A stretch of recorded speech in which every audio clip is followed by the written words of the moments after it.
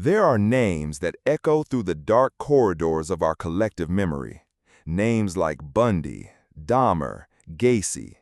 They are the archetypes of evil, their faces and crimes etched into the public consciousness, serving as bywords for the monstrous capabilities of human nature. Their stories have been told and retold, dissected in books, films, and podcasts, becoming a grim form of modern folklore. But what if these infamous figures are only the ones who were caught in the spotlight? What if, for every killer who became a household name, there are dozens more who operated in the shadows? Their reigns of terror just as horrific, their methods just as brutal, but their legacies confined to dusty case files and the fading memories of a few tormented communities. These are the ghosts of criminal history, the killers who, for a confluence of reasons, never achieved the same level of notoriety. Their obscurity is not an accident. It is a product of time, of place, of prejudice, and of failure. It is a story of victims deemed unimportant, of investigations hampered by the limits of science, and of societies that chose, consciously or unconsciously, to look away. To understand these forgotten predators is to understand the very anatomy of infamy itself, how it is constructed, and who gets left behind in the telling of history's darkest tales. The so-called golden age of serial murder, a period stretching roughly from 1970 to the late 1990s, created a perfect storm for the rise of the celebrity killer. Media saturation, coupled with a public fascination for the macabre, turned certain criminals into international phenomena. During the 1980s alone, it's estimated that nearly 770 serial killers were active in the United States, a staggering number that fueled a national panic and an insatiable appetite for crime stories. Yet this media spotlight was highly selective. It focused on killers who were charismatic, who taunted the police, or whose victims fit a certain profile, often young, white, and middle class. The stories that were amplified were those that resonated with the fears of mainstream America. The stories that were ignored, suppressed, or buried on the back pages often involved victims from the margins of society: sex workers, minorities, the homeless, and, as we will see, members of the LGBTQ+ community. Victimology is the silent narrator in the story of a killer's fame. Statistical analysis reveals a stark and uncomfortable truth. While the majority of serial murder victims in the United States have been white, a disproportionate number have been women and individuals from vulnerable populations. This targeting is strategic. Killers, often driven by a need for power and control, instinctively seek out those they perceive as easy targets. Those whose disappearance might not cause an immediate alarm, whose lives are not valued equally by society or, tragically, by law enforcement. This documentary is an excavation. We will journey into the shadows to unearth the stories of 5 killers who managed to evade the glare of infamy. We will travel back to the smoky dance halls of 1960s Glasgow, to the politically charged streets of 1970s San Francisco, to the remote plantations of Indonesia, through the deceptive intellectual circles of post-Cold War Austria, and into the quiet suburban homes of modern America. Each case is a window into a different era, revealing the unique set of circumstances that allowed a killer to thrive in darkness. We will explore how the absence of forensic technology left one of the largest manhunts in Scottish history at a dead end. We will witness how deep-seated homophobia effectively granted a murderer immunity in a city celebrated for its progressiveness. We will uncover how cultural divides and a bizarre motive kept a prolific killer's story from reaching a global audience. We will also examine the story of a predator who was not hidden, but celebrated. A man whose crimes were obscured by a carefully constructed mask of rehabilitation and celebrity, a story that powerful people had a vested interest in forgetting. And finally, we will see how even in the modern era, with all its technological marvels, a killer can operate for decades, his crimes fragmented across time and jurisdictions, his notoriety muted by the slow, grinding wheels of the justice system. This is not just a collection of forgotten cases. It is an investigation into the why. Why were these stories lost? What do they tell us about the societies in which they occurred? And what lessons can be learned from the shadows of the past? For in the silence that surrounds these forgotten victims, we can hear the faint, chilling echo of a truth we often prefer to ignore: that the monsters we know are frightening, but the ones we don't know are far, far worse. Our journey begins in a city of industry and fog, a place of hard work and harder nights, where the promise of music and companionship drew young women to a dance hall that would become the hunting ground for a phantom. This is the story of a killer who quoted scripture, a man who vanished into the Glasgow mist, leaving behind only a name whispered in fear for over half a century: Bible John. Glasgow, Scotland, in the late 1960s, was a city in transition. The heavy industries of shipbuilding and engineering that had been its lifeblood were in decline, but the city's spirit remained fiercely resilient. It was a place of close-knit communities, of sprawling tenement buildings, and of a vibrant social scene that offered an escape from the daily grind. At the heart of this scene was the Barrowland Ballroom, a legendary venue in the city's East End. The Barrowland, with its iconic flashing neon sign, was more than just a dance hall.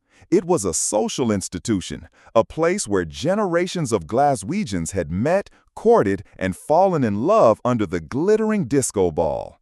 On any given night, its vast dance floor would be packed with hundreds of people, moving to the sounds of the day's top bands. It was a place of light, laughter, and possibility. But in 1968, a darkness began to creep into the Barrowland's orbit. A predator was using the anonymity of the crowded ballroom to select his victims, walking among the dancers, sharing drinks, and making conversation, all while hiding the most monstrous of intentions. He would emerge from the night, commit an act of unspeakable violence, and then, like a ghost, melt back into the city, leaving investigators with precious few clues and a community gripped by a terror it couldn't comprehend. The first victim was Patricia Docker. She was a 25-year-old auxiliary nurse, a young mother to a little boy.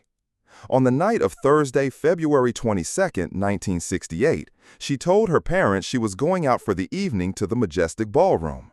For reasons unknown, she ended up at the Barrowland instead. It was a decision that would cost her her life. The following morning, a man on his way to work discovered her body in a lane, just a short distance from her home in the Langside area of Glasgow. She had been strangled. The investigation that followed was extensive but frustrating.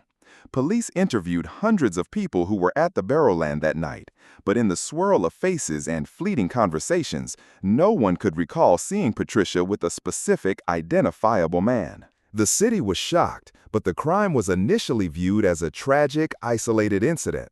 The Barrowland was a popular place. That a young woman could meet a violent end after a night out was horrifying, but not yet part of a discernible pattern.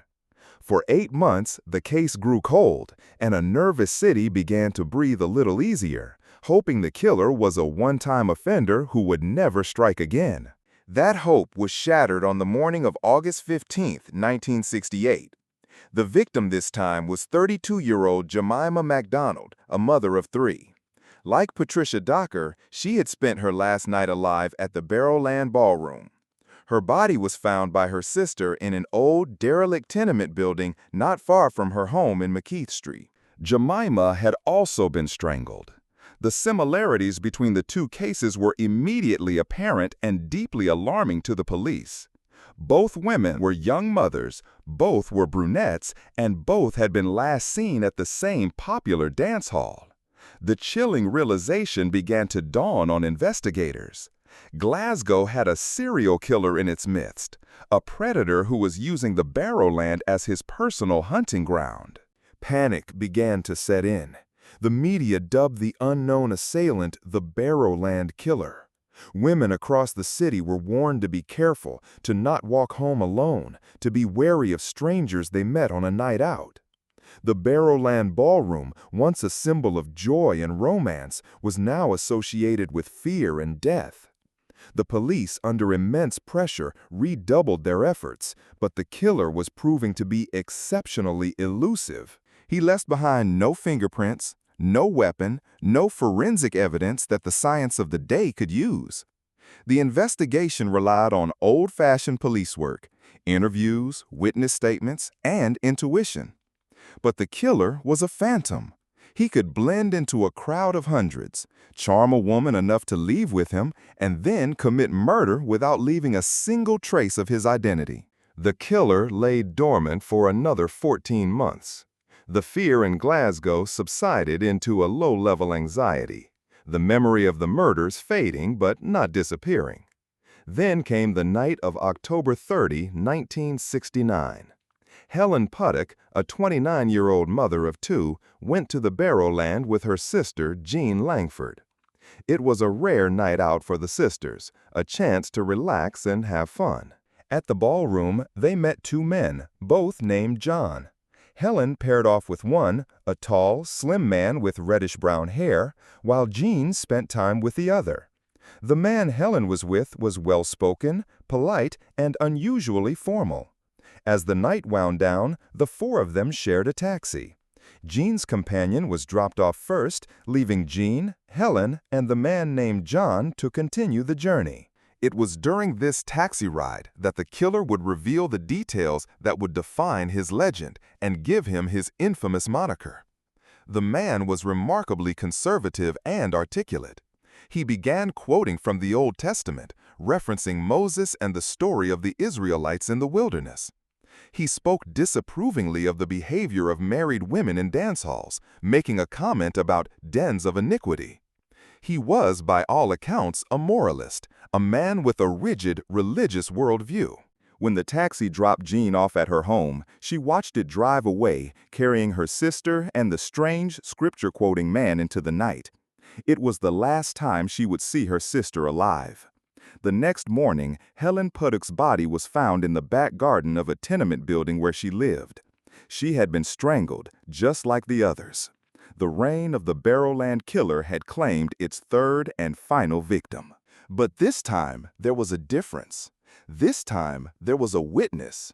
Jean Langford had spent hours in the company of the man believed to be the killer. She had listened to him speak, observed his mannerisms, and could provide a detailed description. She told police about his religious pronouncements, his use of biblical quotes. The press seized on this detail. The Barrowland killer was gone. In his place was a new, more terrifying figure, Bible John. Based on Jean's testimony, the police had their first real breakthrough. They now had a psychological sketch of their suspect, a man who was intelligent, articulate, and likely possessed a deep-seated, religiously motivated hatred of women he perceived as morally lax. He was a man who could seamlessly switch from quoting the Bible to committing brutal murder. This duality made him even more frightening. Working with Jean, investigators created a composite sketch of the suspect. The drawing depicted a young man, likely in his late 20s, with a sharp suit, neatly parted hair, and a confident, almost arrogant expression. The sketch was plastered across every newspaper and police station in Scotland. It became one of the most famous images in the history of British crime. The manhunt that followed was one of the largest and most intensive the country had ever seen. Detectives from Scotland Yard were brought in to assist the Glasgow City Police. Thousands of men were interviewed. The investigation focused on anyone named John who frequented the city's dance halls. Dentists were even consulted, as Jean had noted that the suspect had an overlapping front tooth. Despite this massive effort, Bible John remained a ghost. No suspect was ever charged. The trail went cold, and the case file grew thicker with dead-end leads and fruitless interviews. The city of Glasgow was left with a lingering sense of unease and a question that would echo for decades. Who was Bible John, and how did he simply vanish? One of the primary reasons for Bible John's enduring obscurity, particularly outside of Scotland, is that his reign of terror coincided almost exactly with that of another, more theatrical killer across the Atlantic. While Glasgow was being haunted by a phantom, California was being terrorized by the Zodiac, a killer who sent cryptic letters and ciphers to the press, taunting the police and creating a media frenzy. The Zodiac's self-promotion and elaborate games captured the world's imagination in a way that the quiet, elusive Bible John did not. The American media machine was, and is, a powerful force in shaping which criminal stories become global phenomena. Bible John, the reserved, scripture-quoting Scotsman, was simply overshadowed by his bombastic American contemporary. Furthermore, the investigation was a product of its time, severely hampered by the forensic limitations of the 1960s. DNA analysis, the tool that has solved countless cold cases, was still decades away. The killer left no fingerprints at the scenes, and without the ability to analyze microscopic traces of hair, skin, or fluid, the police were left with only eyewitness testimony, a notoriously unreliable form of evidence. The case was a perfect storm of investigative challenges. The crime scenes were outdoors, exposed to the elements, which would have degraded any potential trace evidence. The primary locations, the Barrowland Ballroom and the taxi, were environments with a high volume of human traffic, making it nearly impossible to isolate a single suspect's forensic footprint, even if the technology had existed. In the years and decades that followed, the legend of Bible John grew. He became a bogeyman in Scottish folklore, a cautionary tale for generations. Numerous theories emerged. Was he a police officer, using his authority to evade detection? Was he a sailor who simply shipped out of Glasgow and never returned? Or was he, as some suspected, a man who lived a quiet, unassuming life, his dark secret buried forever? The most compelling modern theory centered on Peter Tobin, a convicted Scottish serial killer who was active during the same period. Tobin, who was in prison for the murders of 3 other women in later years, bore a resemblance to the composite sketch and was known to frequent dance halls. The possibility that Tobin was Bible John created a surge of interest in the case in the 2000s. Operation Anagram, a police initiative to look into Tobin's past, thoroughly investigated the link. However, in 2023, it was reported that police had definitively ruled Tobin out as a suspect. The mystery deepened once again. A recent podcast has even prompted police to re-examine the case, with some speculating that the killer's identity might have been known to some at the time and was covered up, perhaps because he was a well-connected individual. Today, the case of Bible John remains officially unsolved. It is a testament to a time when a killer could exploit the anonymity of a crowd and the limitations of science to commit murder and then disappear into the fabric of a city. He remains a shadow, a faceless name attached to 3 unsolved murders and a chilling taxi ride into the night. His obscurity is a result of being a man out of time, a killer whose methods were simple, whose profile was enigmatic, and whose crimes were committed just a few years before the dawn of the forensic revolution that might have unmasked him. He is a ghost in the machine of true crime history, a reminder that for every story with a neat conclusion, there are others that end with a question mark, leaving behind only a lingering sense of fear and the frustrating silence of the unknown. From the fog of 1960s Glasgow, we now travel to the sun-drenched, politically charged atmosphere of San Francisco in the mid-1970s, where another killer was operating with near-total impunity, protected not by a lack of evidence, but by a wall of fear, silence, and prejudice. San Francisco in the 1970s was a city at the epicenter of a cultural revolution. It was a beacon of counterculture, a place of progressive politics, and the heart of the burgeoning gay liberation movement. The Castro district was transforming into a vibrant and open community, a sanctuary for LGBTQ+ individuals from across the country who were seeking acceptance and freedom. But beneath this veneer of liberation and tolerance, a darker current of deep-seated prejudice and institutional hostility flowed. The relationship between the gay community and the San Francisco Police Department was fraught with tension and mistrust. Police raids on gay bars were common, and harassment and violence against gay men were often ignored or, in some cases, perpetrated by the officers themselves. This climate of fear created a dangerous paradox. In a city that celebrated openness, many were still forced to live in the shadows, their identities and relationships a secret to be guarded at all costs. It was within this volatile environment that a serial killer began to hunt. Between January 1974 and September 1975, a man who would come to be known as the Doodler targeted and murdered at least 6 gay men, though the true number of his victims is believed to be as high as 16. His crimes were brutal, but the investigation into them was crippled from the start by the very societal prejudice that allowed him to kill with impunity. The killer's method was consistent and chillingly intimate. He would frequent the gay bars and nightclubs of neighborhoods like the Castro and Soma. He was described as a young, black man, typically dressed in fashionable clothing.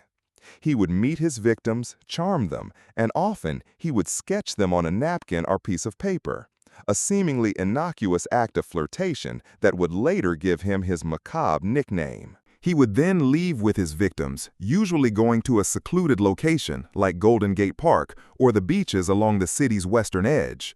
There, the friendly artist persona would vanish, replaced by a savage killer. He would sexually assault his victims and then stab them to death in a frenzied attack. The bodies were often discovered hours or days later, left where they fell. The victims were all white men, a detail that has led to speculation about a possible racial motivation for the crimes. They came from various walks of life. Gerald Kavanaugh, the first known victim, was a mattress factory worker. Joseph J. Stevens was a female impersonator and comedian.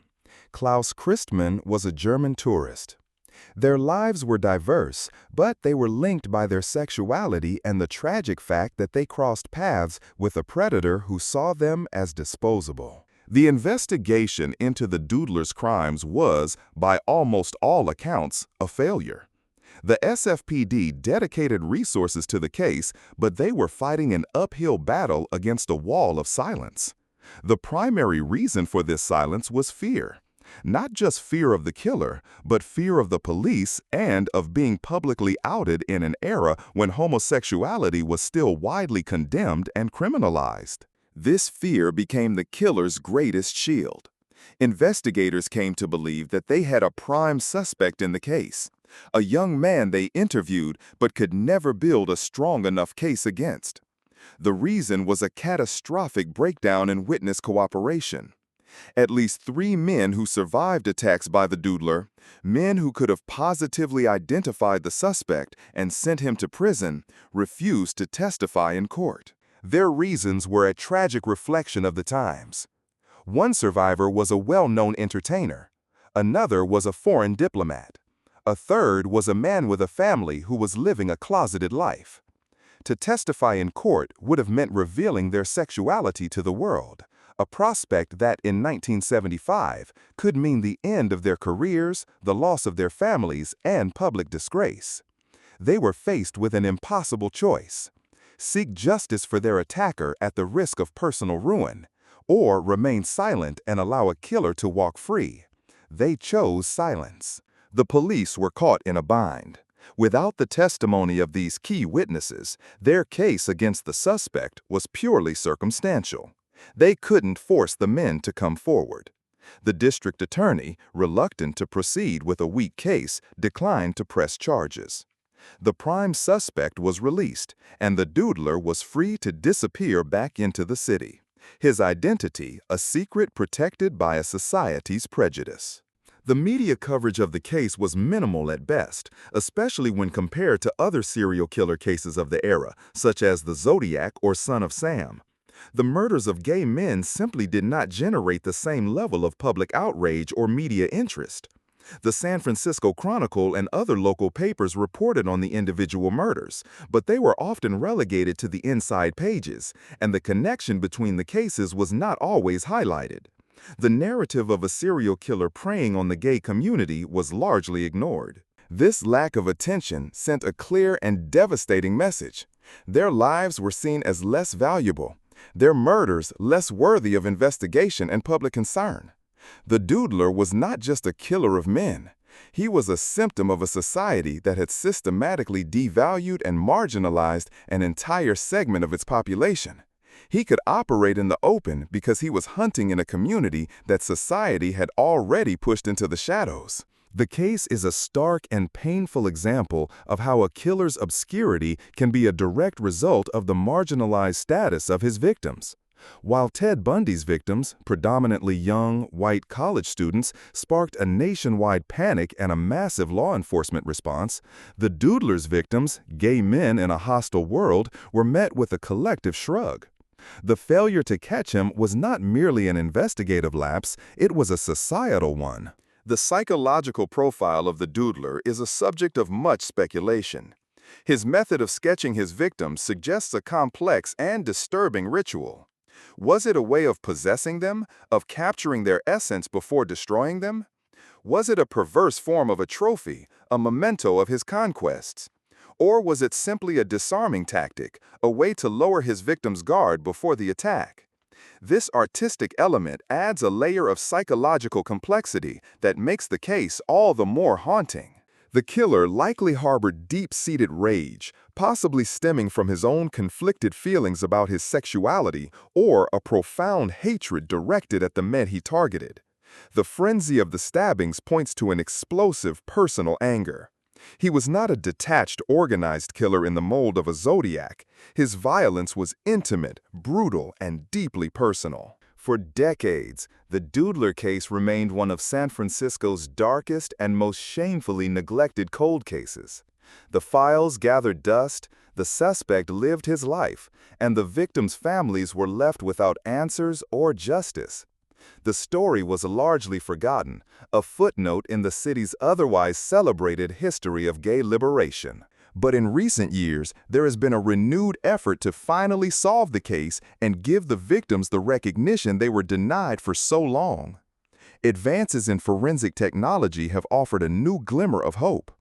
In 2018, the SFPD released a new composite sketch of the suspect, updated to show what he might look like in his 60s, along with an increased reward for information. Investigators are also re-examining evidence from the original crime scenes, hoping that modern DNA techniques can pull a profile from the degraded samples. The rise of forensic genealogy, the same method used to identify the Golden State Killer, offers the most promising avenue.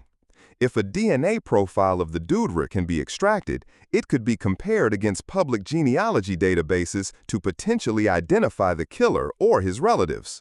This renewed push is not just about catching a killer who is now likely an old man. It is about rectifying a historical injustice. It is an acknowledgement of the failure of the system in the 1970s and a statement that the lives of these men mattered. Journalists and podcasters have also taken up the cause, bringing the story of the Doodler to a new generation and a wider audience, forcing a reckoning with a city's uncomfortable past. The story of the Doodler is a cautionary tale about the deadly consequences of prejudice. It demonstrates how a killer can thrive when a community is too afraid to speak and when the authorities are unwilling or unable to protect them. His obscurity was not a matter of chance. It was manufactured by a society that deemed his victims unworthy of justice. He remains at large, a ghost from a time when the fight for liberation was met with violence, and the path to acceptance was paved with the bodies of the forgotten. As we leave the painful history of San Francisco, our investigation takes us across the Pacific to a place where the reasons for a killer's obscurity are rooted not in social prejudice, but in cultural beliefs, geographical isolation, and a motive so bizarre to the Western mind that it defies easy categorization. We travel to the island of Sumatra in Indonesia to uncover the story of a shaman who believed that murder was the path to ultimate power. In the rural landscape of North Sumatra, Indonesia, Far from the bustling metropolises and the glare of international media, traditional beliefs have long coexisted with modern life. In many communities, the figure of the dukun, or shaman, holds a significant place. These are spiritual healers, mystics, and sorcerers who are sought out for everything from curing illnesses and finding love to casting spells and offering protection from black magic. For many in the West, this world of spirits and rituals can seem distant and esoteric, but for the people in these communities, it is a deeply ingrained part of their cultural fabric. It was this very belief system that a man named Ahmad Suradji would twist and exploit to become one of the most prolific serial killers in modern history. His crimes shielded for over a decade by a veil of secrecy, shame, and supernatural fear. Suradji was a cattle breeder by trade, but he cultivated a reputation as a powerful dukun. People from his village and surrounding areas would come to his home seeking his help, placing their trust in his supposed magical abilities. He promised them wealth, health, and happiness. What he delivered was death. Between 1986 and 1997, Ahmad Suradji murdered 42 women and girls. His reign of terror went undetected for an astonishing 11 years, a testament to his cunning, the isolation of his community, and the unique cultural factors that kept his crimes hidden. His victims ranged in age from 11 to 30. They were his clients, women and girls who had come to him in moments of vulnerability, seeking a magical solution to their earthly problems. His motive was one of the most bizarre and chilling in the annals of crime. Suradji confessed to police that, years earlier, he had a dream in which the ghost of his deceased father appeared to him. In the dream, his father told him that if he wanted to become an all-powerful mystic healer, he needed to kill 70 women and drink their saliva. This spectral command set Suradji on a murderous path that would span more than a decade. His ritual was horrifyingly consistent. A woman would come to him for help, and he would convince her that a special ceremony was needed to achieve her desired outcome. He would lead her to a remote sugarcane plantation near his home, a place where their activities would not be seen and her screams would not be heard. There, under the guise of a spiritual ritual, he would instruct her to stand in a hole that had been dug in the ground, burying her up to her waist. Once his victim was trapped and helpless, Suradji would strangle her with a piece of cable. After she was dead, he would carry out the final, crucial step of his ritual. He would drink her saliva, believing that with each victim, he was absorbing her spiritual energy and moving one step closer to his goal of ultimate power. He would then strip the body of its clothing and bury it, carefully positioning the head so that it faced his house, another element he believed was essential to channeling the victim's power towards himself. The disappearances of dozens of women from the same area over 11 years should have triggered a massive investigation, but a number of factors conspired to keep Suradji's killing field a secret. Firstly, the remote rural location meant that law enforcement resources were limited and communication between different jurisdictions was poor. A missing person report in one village might not be connected to a similar report in a neighboring one. More significantly, there was the cultural element of shame. The women who sought Suradji's help were often dealing with sensitive personal issues: a cheating husband, financial trouble, the inability to conceive a child. They were often too embarrassed to tell their families that they were consulting a dukun, an act that, while common, was still sometimes viewed as a desperate or superstitious measure. When these women disappeared, their families often had no idea where they had gone or who they had gone to see. This wall of secrecy was Suradji's greatest asset. He operated within a closed loop of trust and desperation. His victims came to him willingly, and their last known movements were a secret they took with them to their graves. He was a predator hiding in plain sight. His respectable facade as a cattle breeder and community spiritualist masking the monster beneath. The end of his reign of terror came not through a brilliant piece of detective work, but through a grim and accidental discovery. In April 1997, the body of a 21-year-old woman was found in the sugarcane plantation by a man who was plowing the field. The police were called, and the investigation into her death soon led them to the last person she was known to have visited, the local dukun, Ahmad Suradji. When police searched Suradji's home, they found items belonging to the deceased woman. He was arrested, and under interrogation, the horrifying truth began to spill out. Suradji not only confessed to the murder of the woman found in the field, but he calmly admitted to killing 41 others as part of his magical ritual. He then led the stunned investigators back to the sugarcane plantation and pointed out the locations of the shallow graves. For days, the plantation was a scene of horror as one body after another was exhumed. The scale of the massacre was almost incomprehensible. Suradji had turned the field into his own personal cemetery. The investigation also revealed that he had not acted entirely alone. His 3 wives were arrested and charged with assisting him in the murders and helping to conceal the crimes and the victims' belongings, which he had stolen after the killings. Suradji's trial was a media sensation within Indonesia. The story of the sorcerer who killed for power was a shocking blend of the macabre and the mystical. He was convicted of the 42 murders, and in July 2008, he was executed by firing squad. His wives were also convicted, with one receiving a death sentence that was later commuted to life in prison. Despite the horrific nature and staggering victim count of his crimes, Ahmad Suradji remains largely unknown outside of Southeast Asia. His obscurity in the Western true crime canon is a clear example of cultural and geographical bias.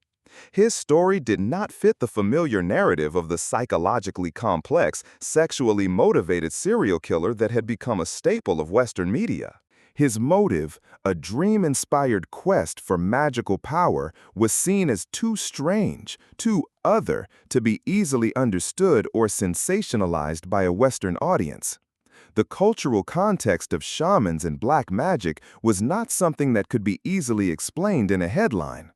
As a result, his story was largely treated as a bizarre regional curiosity rather than the work of a major serial predator. Furthermore, his crimes took place during the 1980s and 90s, the peak of the golden age of serial murder in the United States. The American media and public were saturated with the stories of killers like Jeffrey Dahmer and the Green River Killer. In this crowded landscape of horror, the story of a killer on a remote Indonesian island simply couldn't compete for attention. Ahmad Suradji's case is a powerful reminder that our perception of crime is shaped by our cultural lens. The killers who become infamous are often those whose motives, however twisted, we feel we can somehow psychologically dissect and understand.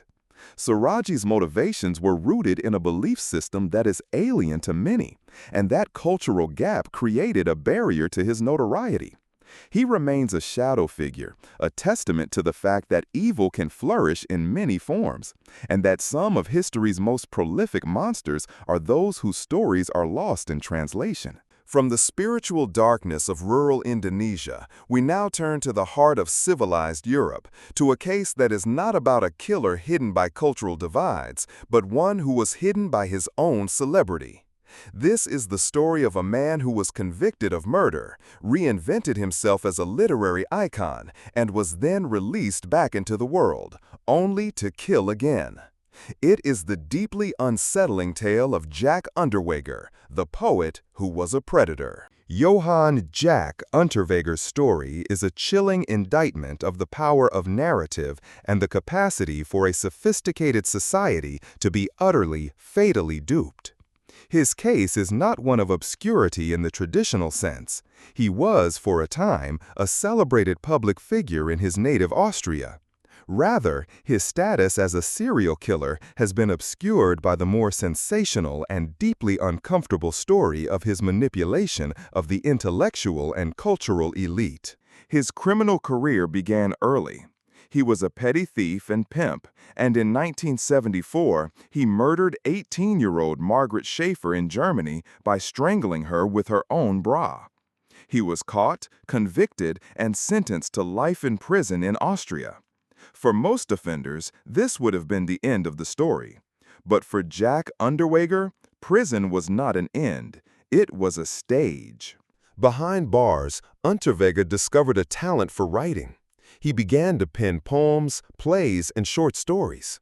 But it was his autobiography, Purgatory or the Trip to Jail, Report of a Guilty Man, that turned him into a literary sensation. The book was a raw, seemingly honest account of his brutal childhood and his descent into crime. It was hailed as a masterpiece of prison literature, a powerful testament to the possibility of redemption.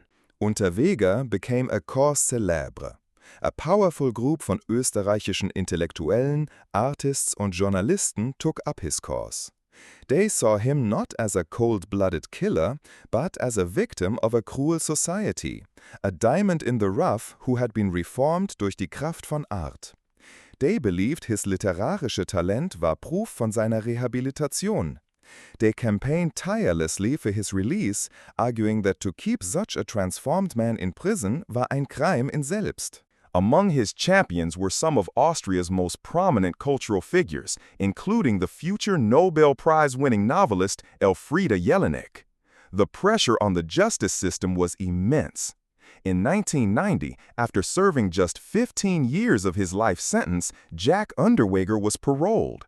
He walked out of prison a hero, a symbol of hope and the triumph of the human spirit. He was embraced by Viennese high society. He was a media darling, a regular on talk shows, dressed in expensive white suits and exuding a dangerous charm. He became a celebrity journalist, ironically often reporting on crime and the inadequacies of the police. He was even hired by an Austrian magazine to write about prostitution in Los Angeles, a trip he would use to expand his hunting ground. But the reformed artist was a fiction, a carefully constructed mask hiding the same predator who had murdered a young woman 15 years earlier. Almost immediately upon his release, prostitutes began to disappear and turn up dead in the forests around Vienna. The victims were all strangled, most often with their own bras, the very same signature Unterweger had used in his first murder. The Austrian police were slow to connect the dots. The idea that the nation's celebrated literary star could be responsible was almost unthinkable. Unterweger was, after all, one of them. He moved in their circles, he was on their television screens. He was a living testament to the success of the rehabilitation system they championed. Suspicion did eventually begin to fall on him as the body count rose. In 1991, during his journalistic assignment in Los Angeles, 3 prostitutes, Shannon Exley, Irene Rodriguez, and Peggy Booth, were murdered in the same manner. They were beaten, sexually assaulted, and strangled with their own bras. The LAPD noted the similarity to the Austrian cases. As the net began to close in on him in Austria, Unterweger fled. He went on the run with his young girlfriend, traveling through Switzerland, France, and finally to the United States. He became an international fugitive, the subject of a manhunt that involved Interpol and the FBI.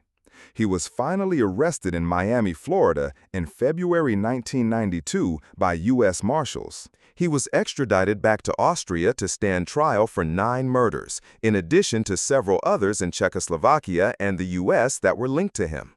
The trial was a spectacle. The same media that had built him up now eagerly chronicled his downfall.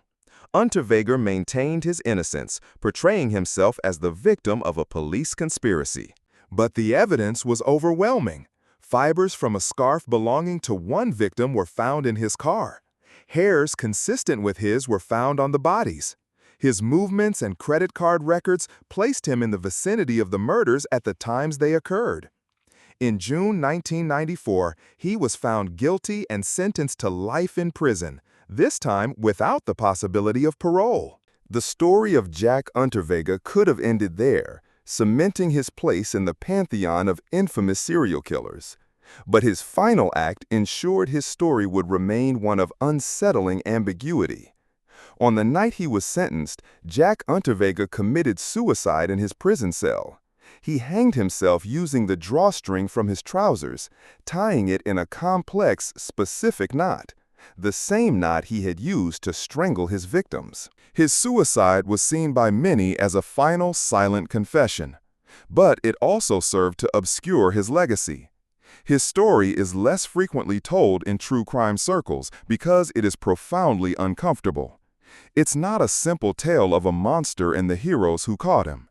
It's a story of systemic failure, of intellectual vanity, and of a society's desperate need to believe in a redemption narrative, even when all the evidence points to the contrary.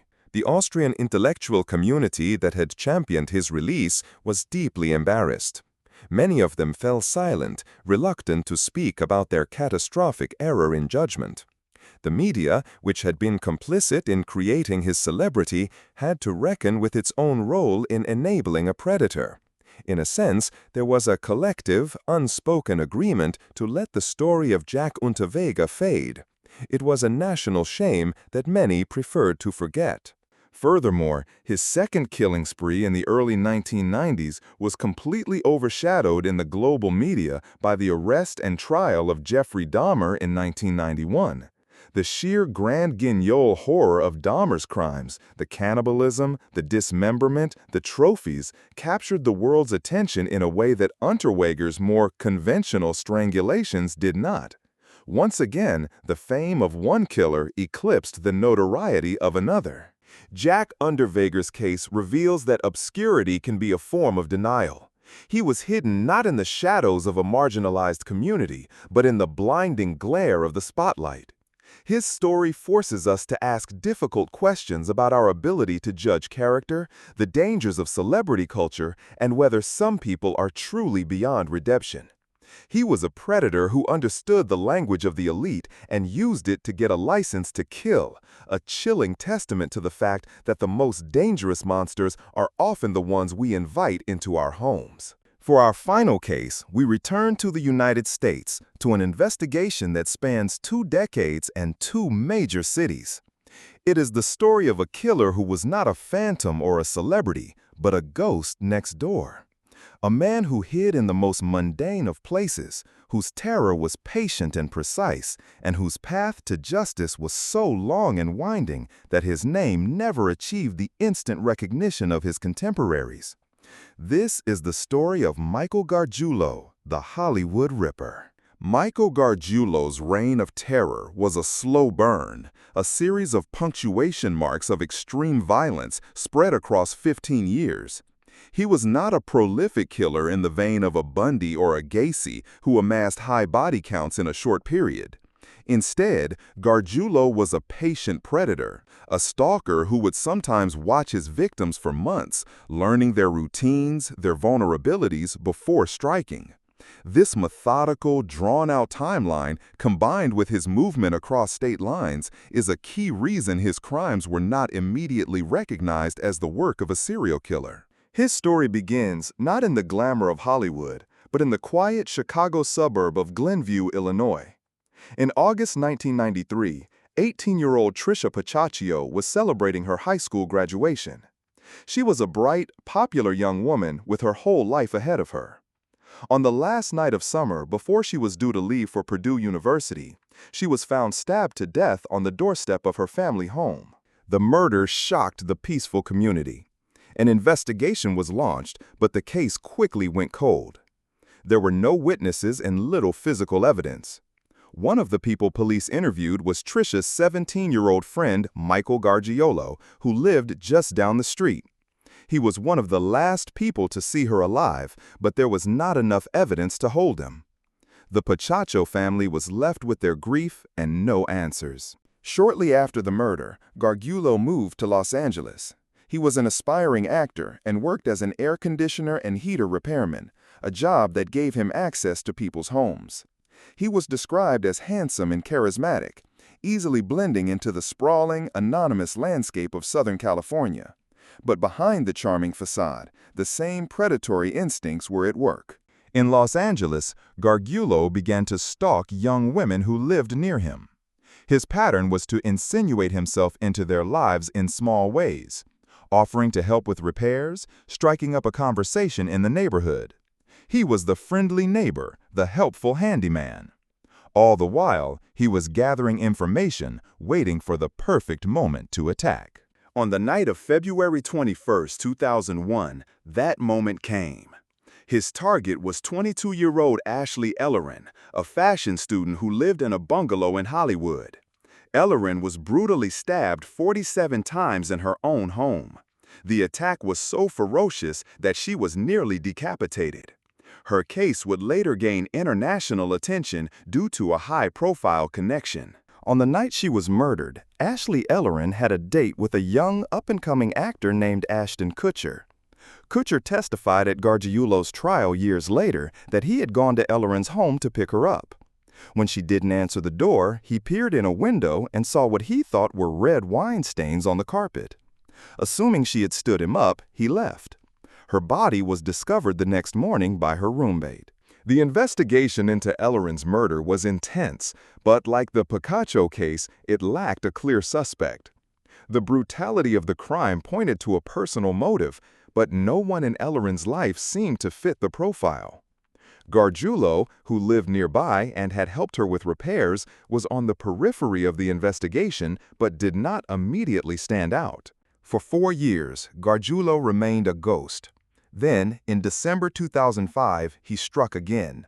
His victim was 32-year-old Maria Bruno, a mother of 4 who lived in the same El Monte apartment complex as Gargiulo.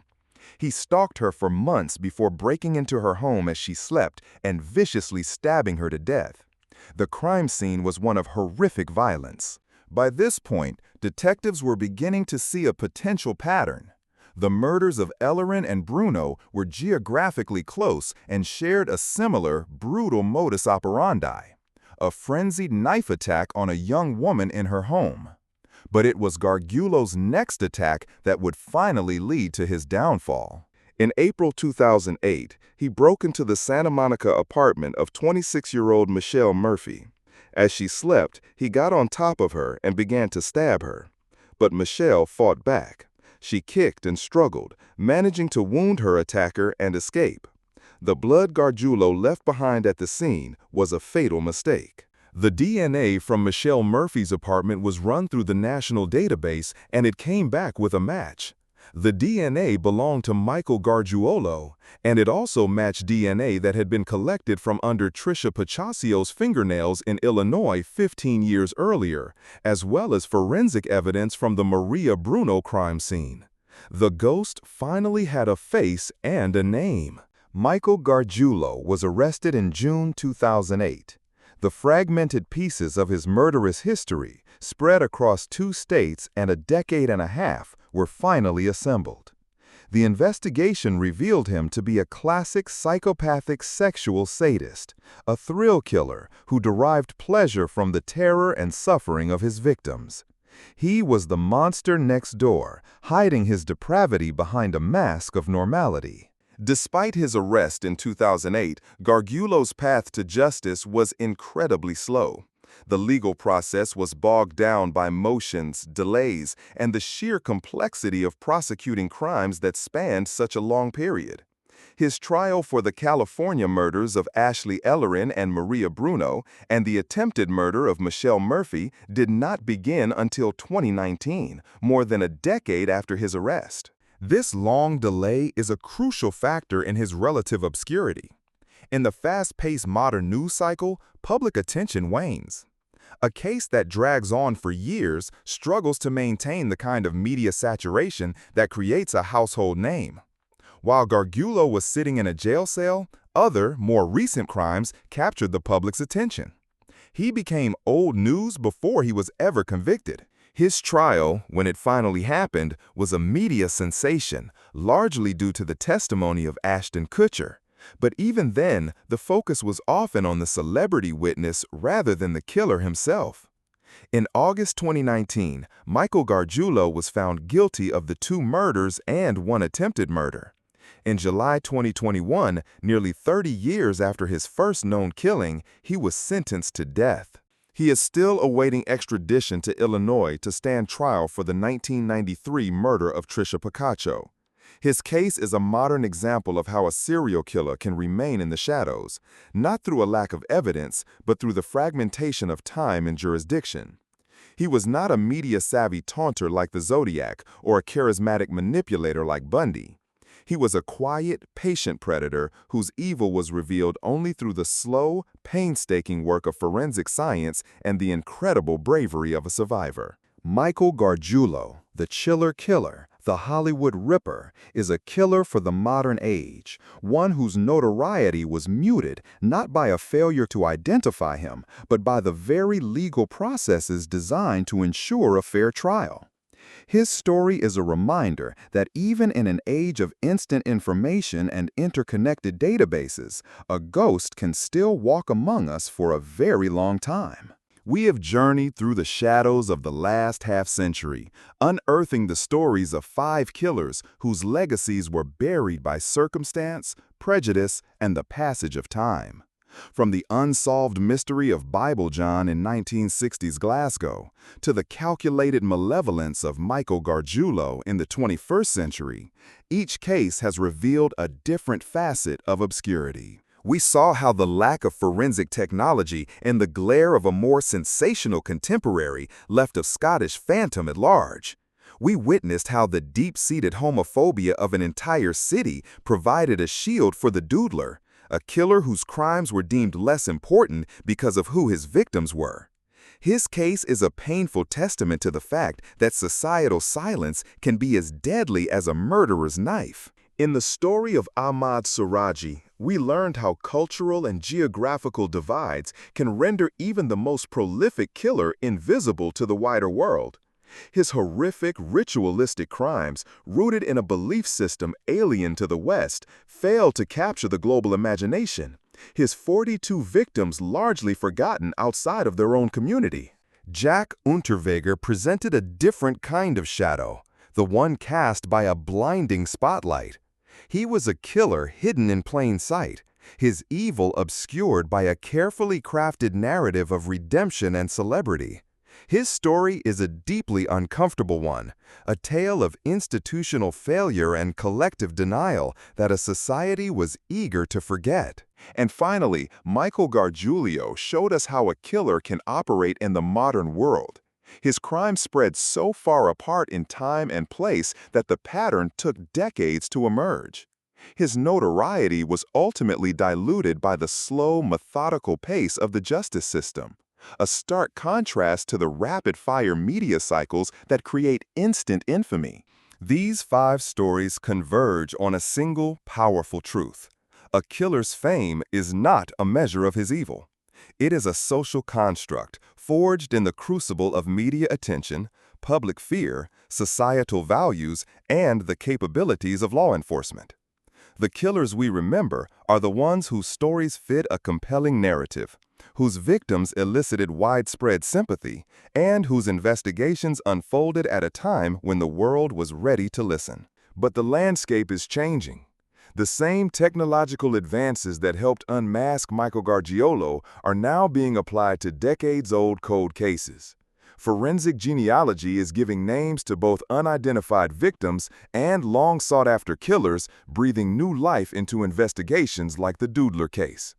The digital age and the global reach of the internet are making it harder for any story, no matter how remote or culturally specific, to remain completely hidden. The work of dedicated cold case detectives, journalists, and amateur sleuths is constantly pulling these forgotten stories out of the darkness and into the light.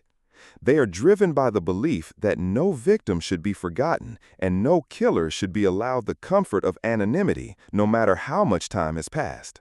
The shadows of the past still hold countless stories, tales of violence and loss that have yet to be fully told. For every Bundy, there is a Doodler. For every Gacy, a Suradji.